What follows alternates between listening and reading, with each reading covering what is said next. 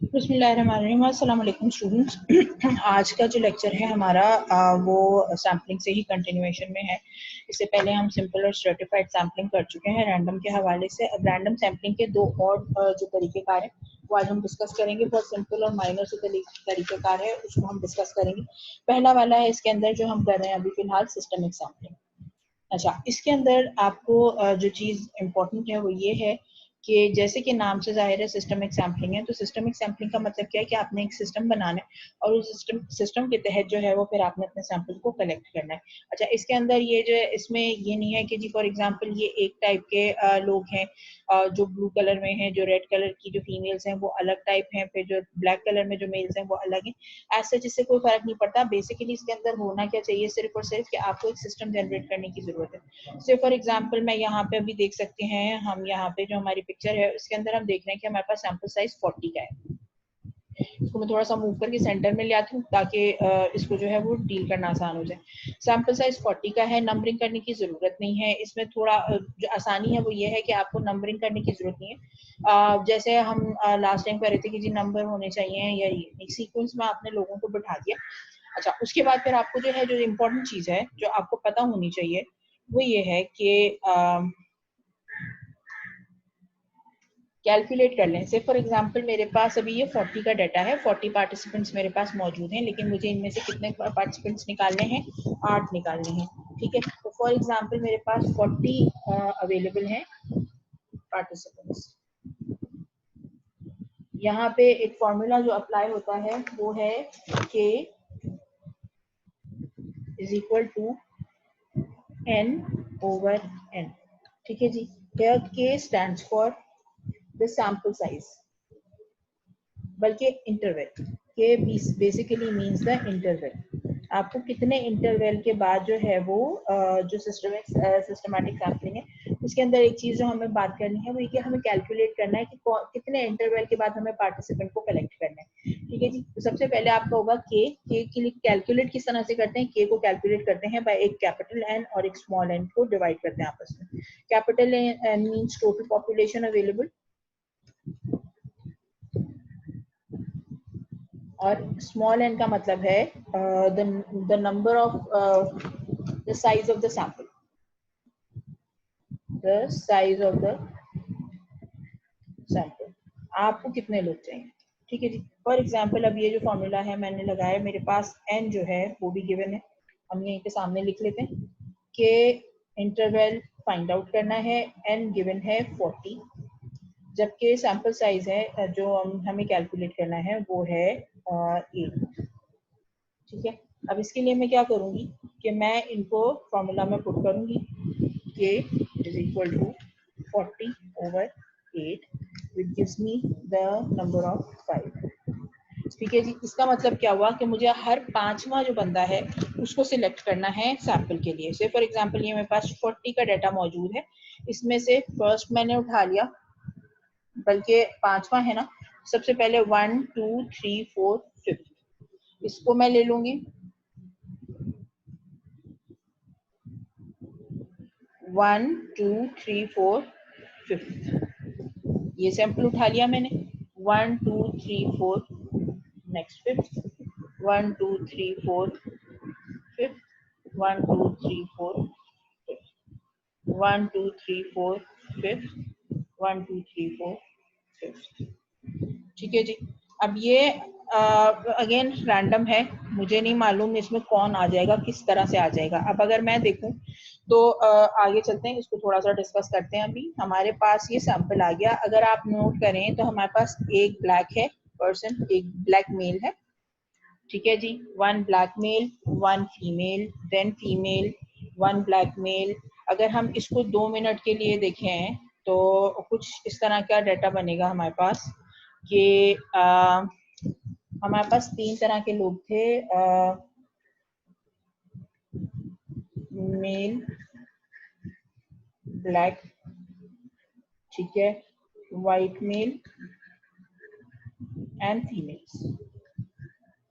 अगर हम इसको इस तरह से रखते हैं तो अब हमारे पास देखें, पहला जो सैंपल आया है वो ब्लैक मेल का आया, सेकंड जो है वो फीमेल है, थर्ड फिर फीमेल है, फोर्थ मेल है। ठीक है। फिर एक वाइट मेल है, एक फीमेल फिर आ गई। उसके बाद फिर अगर आप देखें तो फिर एक फीमेल है और उसके बाद एक ब्लैक मेल है। ठीक है जी। यहाँ पे थोड़ा सा बायस होने का खतरा है। 8 का सैंपल तो मैंने उठा लिया है, लेकिन बेसिकली इसमें क्या हुआ है कि मेरा जो टोटल जो डाटा था वो प्रॉपर तरीके से रिप्रेजेंट नहीं हो पा रहा है, क्योंकि इसके अंदर जो है वो जो ट्रू रिप्रेजेंटेशन नहीं बन रही। हमारी फीमेल्स हैं उनकी जो, अगर फॉर एग्जांपल हम देखते हैं टोटल हमारे पास कितने लोग थे, टोटल हमारे पास थे 10, 11, 12, 13 ब्लैक मेल्स थे। वहीं पीछे लिखते हैं ताकि एक हमें कंपैरिजन भी मिल जाएगा। 13 ब्लैक मेल्स थे हमारे पास, 13 ब्लैक मेल्स थे। फीमेल्स कितनी थी भाई?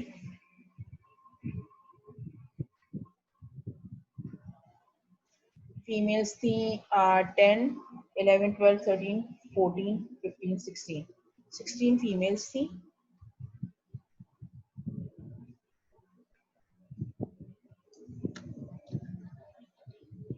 और वाइट मैन जो थे वो थे हमारे पास 10, 11 वाइट मैन। तो तीनों का जो डाटा है इसमें कोई खास डिफरेंस नहीं है, लेकिन हमारे पास रिप्रेजेंटेटिव नहीं आ पाया है। 16 में से हमको जो डाटा मिला है 4 फीमेल्स का मिला है, 1 मेल का मिला है और 3 ब्लैक मेल्स का मिला है। तो मेल्स 4 तो हैं, लेकिन बेसिकली रिप्रेजेंटेटिव नहीं हो रहा डाटा कि दोनों तरफ की जो थी पॉपुलेशन वो बराबर नहीं हुई। तो ये थोड़ी सी एक इसके अंदर डेफिशिएंसी आती है कि आपके पास जो सैम्पलिंग होती है वो उसका डाटा जो है वो रिप्रेजेंटेटिव है या नहीं है, ये आपको थोड़ा सा कंफ्यूजन रहता है। ये एक रीजन है कि this until unless very much required ये वाला मैकेनिज्म जो है वो यूज नहीं किया जाता। अच्छा, इसके बाद फिर हम आ जाते हैं एक और जो डाटा है जो हमें कैलकुलेट करना है। और एक और तरीका है जो this was about this system या सिस्टमैटिक सैम्पलिंग। इसके बाद हमारे पास एक और जो टाइप है वो है क्लस्टर सैम्पलिंग। ठीक है जी। क्लस्टर जो सैम्पलिंग है उसके लिए मैं आपके साथ पहले एक डाटा शेयर करती हूँ, उसके बाद फिर मैं आपके साथ इसको डिस्कस करूंगी।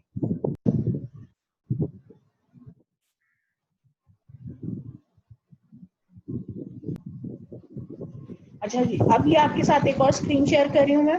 इसके अंदर आप देख सकते हैं हमारे पास फिर अगेन वही 40 का डाटा है, लेकिन इस मर्तबा हम इसको जो है वो ग्रुप्स में डिवाइड कर रहे हैं। ये थोड़ा सा कंफ्यूजन होता है स्ट्रेटिफाइड सैम्पलिंग के मुकाबले में, से कंफ्यूज हो जाते हैं लोग। ज्यादा कंफ्यूज होने की इसमें जरूरत ऐसा इसलिए नहीं है कि basically what we are doing is that we are dividing the sample into major clusters.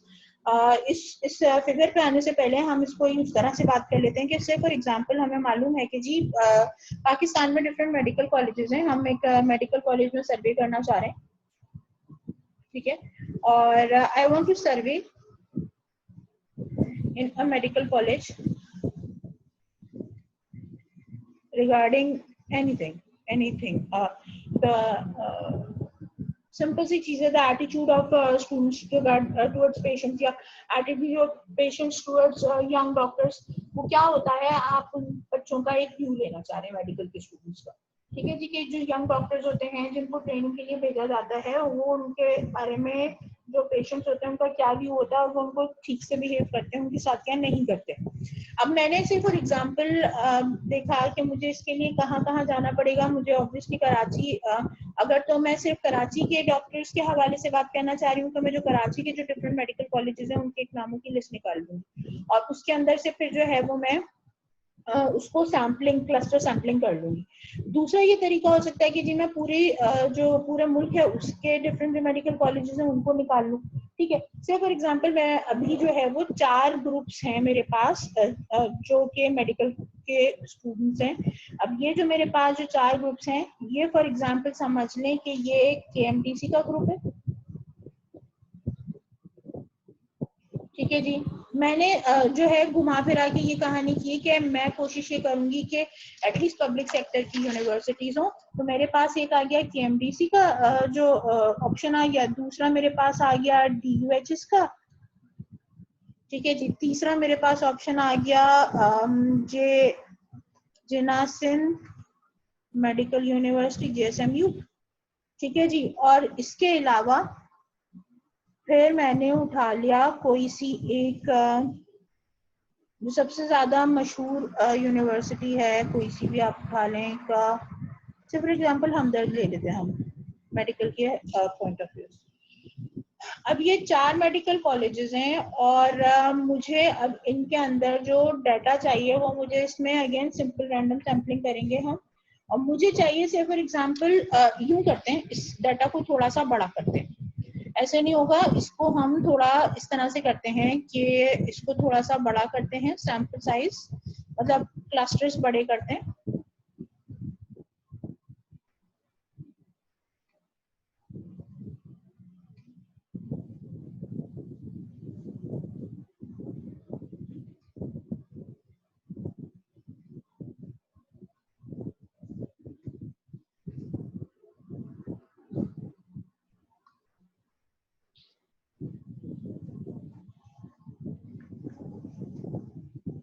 ये मेरे पास जो है वो 6 मेडिकल कॉलेजेस हैं। अब इसके अंदर हम बहुत इजीली नाम दे सकते हैं, क्योंकि अब हम जो है इसके अंदर नाम देंगे किस तरह से कि हमने 3 जो हैं वो उठा लिए हैं पब्लिक सेक्टर के, 3 जो है हम उठा लेते हैं प्राइवेट सेक्टर के मेडिकल कॉलेजेस से फॉर एग्जांपल, ठीक है। और एक कोई सा भी आर्मी का मेडिकल कॉलेज उठा लेते हैं, ठीक है जी। अब ये हमारे पास टोटल मिला के कोई 6 इदारे हो गए हैं। इनमें से मुझको रैंडम सैम्पलिंग करनी है, एटलीस्ट मुझे 2 ग्रुप्स चाहिए। मैं क्या करूंगी, मैं KMDs अब मैं नंबर दे दूंगी से, फॉर एग्जांपल मैं इनको नंबरिंग करती हूँ 1 2 3 4 5 एंड 6, ठीक है जी। दोनों तीनों तरीके इस्तेमाल किए जा सकते हैं, जैसे मैंने आपको बताया था कैलकुलेटर मेथड। अब यहाँ से आगे जो आपको जो ग्रुप आइडेंटिफाई करना है, उसके लिए आपको क्या करना पड़ेगा कि ग्रुप आइडेंटिफिकेशन के लिए आपको वापस सिंपल रैंडम सैम्पलिंग पे जाना पड़ेगा। सिंपल रैंडम सैम्पलिंग आप तीनों तरीके से कर सकते हैं, टेबल इस्तेमाल कर सकते हैं, कैलकुलेटर से कर सकते हैं, या आप चाहें तो एक्सेल पे कर सकते हैं। जो भी आप का तरीका कार हो, आप वहां से रैंडम सैम्पलिंग कर लेंगे। मैं क्योंकि मेरे पास हाथ में इस वक्त जो है वो सिर्फ और सिर्फ टेबल मौजूद है, तो मैं ये करूंगी कि मैं सिंपल रैंडम सैम्पलिंग का टेबल खोल लूंगी, ठीक है जी। मैं टेबल खोलती हूँ और आपके साथ शेयर करती हूँ फर्स्ट ऑफ ऑल, और उसके बाद फिर हम आगे चलेंगे।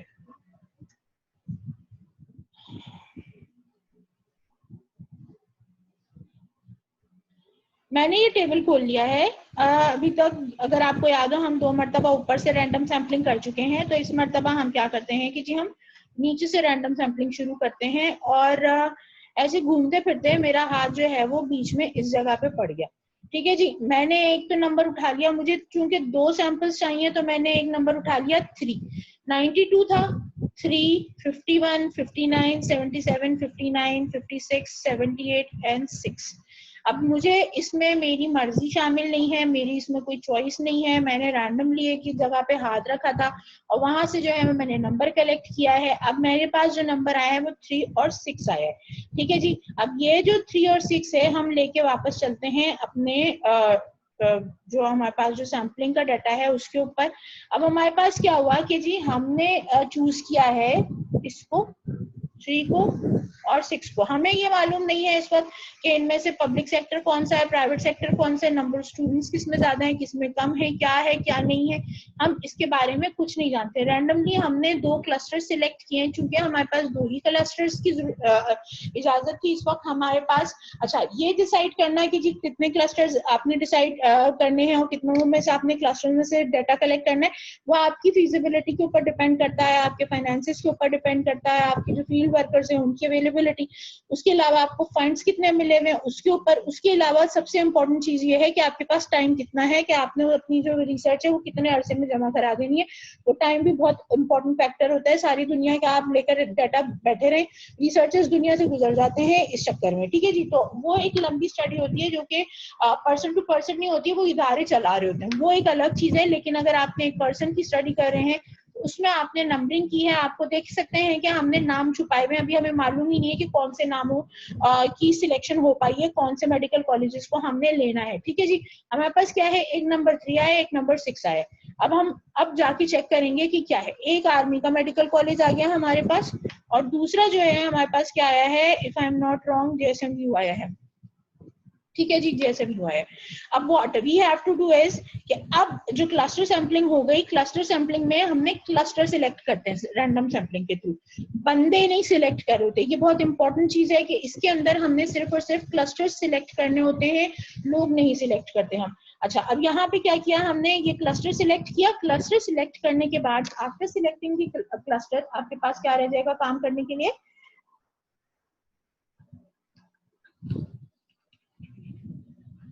क्लस्टर सिलेक्ट होने के बाद यहाँ पे जितने लोग मौजूद हैं इन दो क्लस्टर्स के अंदर, उन सबको आपने टेस्ट करना है।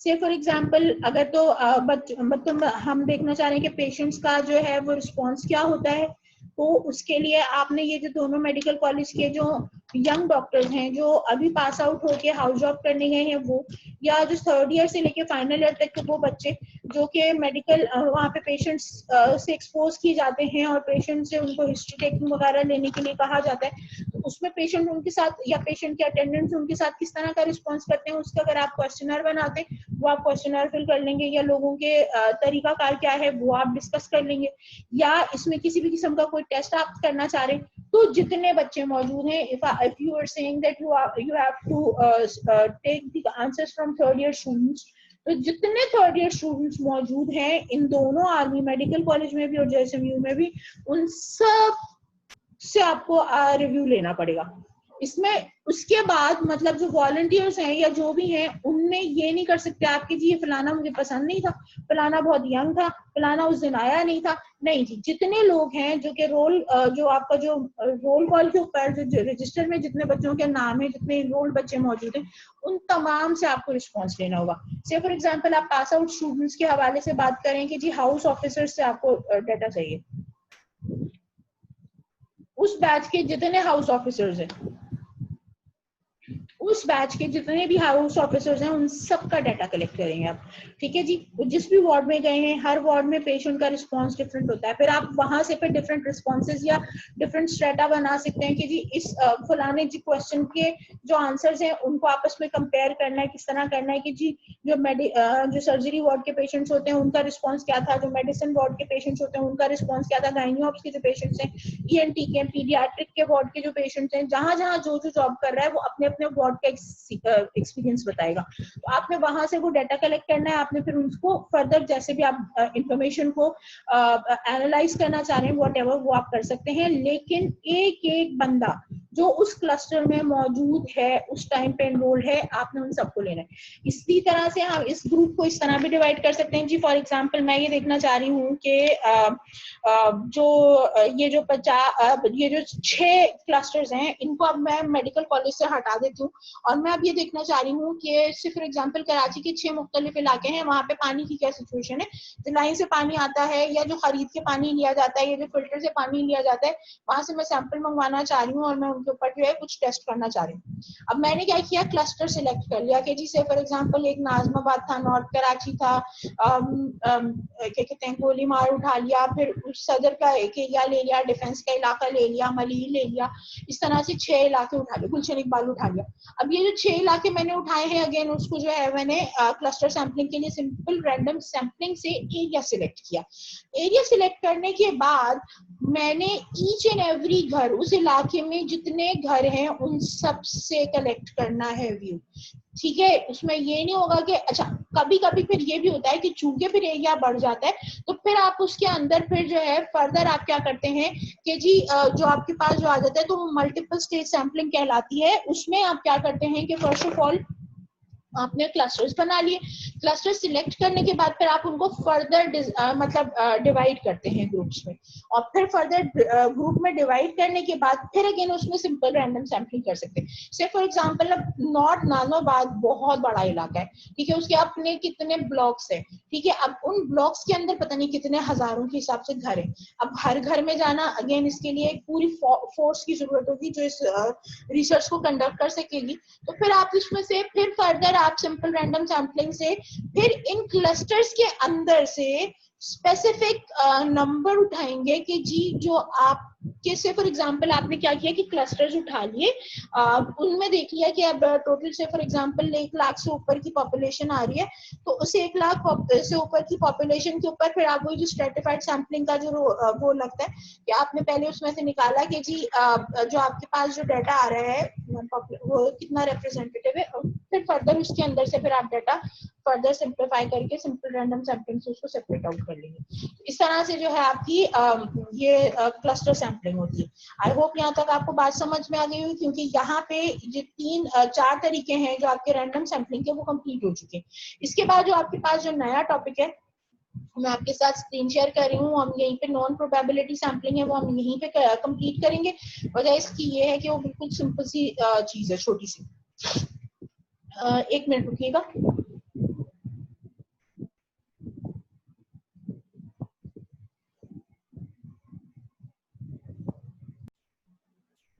अच्छा जी, ये अब आपके पास जो नई पिक्चर आपको इस वक्त शो हो रही है वो हो रही है नॉन प्रोबेबिलिटी सैम्पलिंग के डिफरेंट टाइप्स की। वो इसमें आपके पास 4 मुख्तलिफ तरीके आ जाते हैं: convenience sampling, voluntary response sampling, purpose sampling and snowball sampling. ठीक है जी, अब इसके अंदर क्या है, सबसे पहले हम कन्वीनियंस सैम्पलिंग के ऊपर आ जाते हैं। अगर आप यहाँ पे देखें कन्वीनियंस सैम्पलिंग के अंदर अगर आप देखें तो ये रिसर्चर है जो कि आपको यहाँ पे नजर आ रहा है।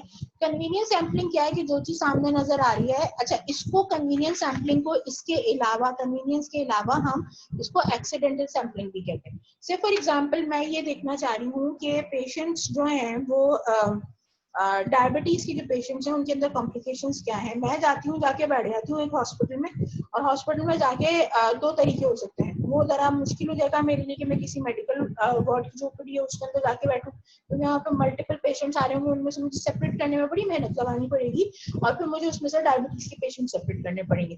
दूसरा तरीका क्या है कि उसी हॉस्पिटल के अंदर एक डायबिटिक ओपीडी अलग से बनी हुई है, वहाँ पे आते ही सिर्फ डायबिटीज के मरीज है। मेरा काम आसान तरीन हो गया, मैंने यहाँ पकड़े सारे के सारे जितने मरीज आ रहे हैं जो भी डायबिटीज के हैं, जो मेरी बात सुनने के लिए या मुझे जवाब देने के लिए मिलेंगे, मैंने सारों को उठा दिया। ठीक है, मुझे इधर उधर भागना नहीं पड़ेगा, मुझे किसी को फाइंड आउट नहीं करना पड़ेगा, जितनी तेजी के साथ मुझे यहाँ से डाटा मिलेगा और मुझे कहीं से नहीं मिल सकता। This is convenience sampling. ठीक है जी, अब इस तरह का जो तरीका होता है इसके अंदर मसला सिर्फ ये आता है कि जरूरी नहीं है कि इसके अंदर आपके पास जो डाटा है वो पूरा का पूरा बहुत ही ऑथेंटिकेटेड है। ठीक है जी, तो ये एक रीजन है जिसकी वजह से इसको इतना ज्यादा पसंद नहीं किया जाता, लेकिन बहुत आसान तरीका यही है। इतना आसान भी नहीं है, इसमें भी काफी प्रॉब्लम आ जाती है, लेकिन इसके अंदर प्रॉब्लम इतनी नहीं आती जितनी कि और तरीकों से आ सकती है। अच्छा जी, इसके बाद फिर आपके पास जो दूसरी तरह की जो सैम्पलिंग है वो स्नोबॉल सैम्पलिंग कहलाती है। वो ये है कि मैं एज ए डॉक्टर बैठी हूँ और मुझे एक स्टडी करनी है, और मेरे पास 2 मरीज आए हैं, और वो दोनों के दोनों जो मरीज हैं वो मेरे बड़े अच्छे मुतकिन लोग हैं, मतलब वो मुझे बहुत रिगार्ड देते हैं और मेरी बहुत इज्जत करते हैं। उसकी वजह ये है कि जी मेरे जो इलाज है उससे उनको बहुत फायदा हुआ है। अब मैं उनको यही कहती हूँ कि जी भी आपका जो इलाज हुआ है वो आपको उससे फायदा हुआ है, तो आप मुझे ऐसे और मरीज ला दीजिए। ठीक है, अब वो क्या करते हैं कि वो फिर दूसरे को तीसरे को अपने जानने वालों को बताएंगे। अब इस तरह जानने वाले जो आएंगे वो एक दूसरे की रिकमेंडेशन के ऊपर आएंगे, और फिर वो जो है उन सबका जो डाटा है वो मैं कलेक्ट कर लूंगी। तो अगेन इसके अंदर बायसनेस क्या है कि एक ही जैसी तकरीबन मतलब आ रहा होगा। जैसे फॉर एग्जांपल अगर कोई पौश इलाके का तो वो अपने ही इधर इर्द गिर्द के लोगों को रिकमेंड करेगा। फिर अगर कोई मतलब एक खाली सोशियो इकोनॉमिक कंडीशन नहीं है, बहुत सारी और कंडीशन हो सकती है कि जी कोई स्पेसिफिक कैरेक्टरिस्टिक होगा, कोई स्पेसिफिक बॉडीली या सोशियो इकोनॉमिक या किसी और किस्म का फाइनेंशियल किस्म का कोई कोई ना कोई ऐसा फैक्टर होगा जो सबके अंदर कॉमन होगा, ठीक है जी। तो वहां पे क्या होगा कि आपकी जो डाइवर्सिफिकेशन है जो पॉपुलेशन की, उसको आप फॉलो नहीं कर सकेंगे। नेट रिजल्ट ये निकलेगा कि इसके अंदर बायसनेस आ जाएगी, क्योंकि आपने अपने जानने वालों ताल्लुकात वालों को ही उठाया है।